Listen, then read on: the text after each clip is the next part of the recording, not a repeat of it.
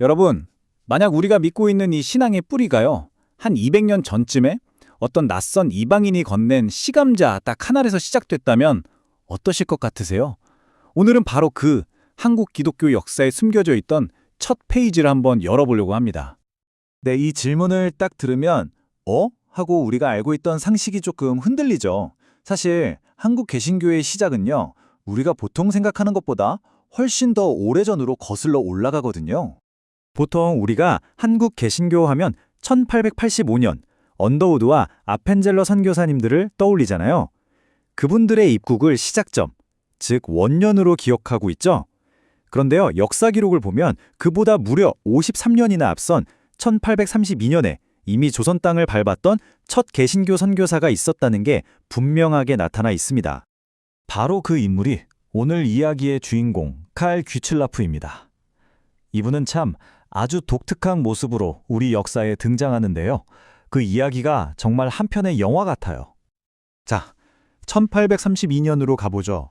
영국 동인도 회사 소속의 무역선 로드 에머스트 호 위에 좀 기묘한 인물이 한 명 타고 있었습니다. 30살의 프로이센, 그러니까 지금의 독일 출신 남성인데 옷은 중국 학자처럼 입고 심지어 여러 중국어 방언을 아주 유창하게 구사하는 거예요. 푸른 눈을 가진 이 낯선 이방인, 바로 그가 칼 귀출라프였습니다. 이분은 정말이지 언어의 천재였습니다. 원래는 가난한 허리띠 제작 도제 출신이었거든요. 그런데 배움에 대한 열망이 정말 대단해서 독일어, 영어는 물론이고 태국어, 말레이어, 심지어 다양한 중국 방언까지 자유자재로 구사하게 됐죠. 그리고 바로 이 놀라운 언어 능력이 낯선 땅의 문을 여는 아주 결정적인 열쇠가 됩니다. 그가 마주했던 당시 조선은 어땠을까요? 아시다시피 쇄국 정책으로 문을 아주 굳게 닫고 있던 은둔의 왕국이었죠. 자, 그렇다면 귀출라프는 이 낯선 땅에서 과연 어떻게 사역의 문을 열었을까요? 그는 충청도에 있는 고대도라는 섬에 잠시 머물게 되는데요. 거기서 크게 4가지 중요한 일을 합니다. 첫째는 관리들에게 한문으로 된 성경과 전도지를 나눠줬고요. 둘째는 조선인 관리의 도움을 받아서 주기도문을 우리 한글로 번역하는 역사상 최초의 시도를 했어요. 그리고 셋째, 의술을 베풀었고 마지막으로 넷째는 흉년으로 굶주리는 사람들에게 감자 재배법을 가르쳐 주었습니다. 기록을 보면요, 자신의 의술로 60명이 넘는 조선인 환자들을 무료로 치료해줬다고 해요. 이게 참 중요한데요. 그가 전하려던 복음이라는 게 그냥 머릿속에만 있는 어떤 관념이 아니라 이렇게 사람들의 실제적인 삶에 직접 도움을 주는 사랑의 실천이라는 걸 몸소 보여준 거죠. 그런데 정말 놀라운 건요, 이 모든 일들이 단 한 달, 정말 믿기지 않을 만큼 짧은 시간 안에 다 이루어졌다는 겁니다. 결국 그는 자신이 심은 씨앗이 어떻게 싹을 틔우는지 그건 직접 보지 못한 채 떠나야만 했어요.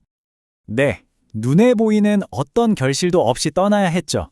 하지만 그의 발걸음이 결코 헛된 건 아니었습니다.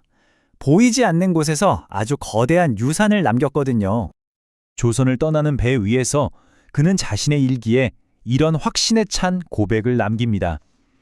조선에 뿌려진 복음의 씨앗이 결코 사라지지 않을 것임을 확신한다. 하나님의 때가 되면 풍성한 열매를 맺을 것이다. 그의 눈에는 당장 눈앞의 황무지가 아니라 언젠가 반드시 찾아올 그 풍성한 추수의 계절이 보였던 거죠. 그리고 그의 믿음은 정말 현실이 됐습니다. 귀칠라프가 남긴 중북 해안을 따라 떠난 3번의 항해 일지라는 이 책이요, 서구 사회에 조선이라는 미지의 나라를 알리는 아주 결정적인 역할을 하게 돼요. 그리고 나중에 오는 선교사들은 바로 이 책을 필독서처럼 일종의 지침서로 삼아서 조선 선교의 구체적인 계획을 세울 수 있었던 겁니다. 보세요. 그가 심은 씨앗은 결코 사라지지 않았습니다. 1832년 그의 방문과 기록은 1866년에 온 토마스 선교사에게 큰 영감을 주었고요. 그리고 마침내 우리가 잘 아는 1885년 언더우드와 아펜젤러의 공식적인 사역으로까지 이어지는 그야말로 위대한 첫걸음이 되었던 거죠. 자, 이 칼 귀칠라프의 이야기는 오늘을 살아가는 우리에게도 참 깊은 질문 하나를 던져줍니다. 우리는 뭐든 즉각적인 결과, 바로 눈에 보이는 열매를 원하는 그런 세상에 살고 있잖아요. 그래서 내 노력의 결과가 당장 보이지 않으면 너무 쉽게 실망하고 또 포기해버리곤 하죠. 바로 이런 우리에게 귀칠라프의 이야기는 전혀 다른 관점을 보여주는 것 같습니다. 여러분은 열매를 거두는 사람인가요? 아니면 씨앗을 심는 사람인가요? 200년 전 고대도 해변에서 묵묵히 씨감자를 심었던 그 믿음. 어쩌면 오늘 우리에게 정말 필요한 것은 화려하게 열매를 거두는 기쁨이 아니라 바로 그 씨앗을 심는 자의 믿음이 아닐까 생각해 봅니다.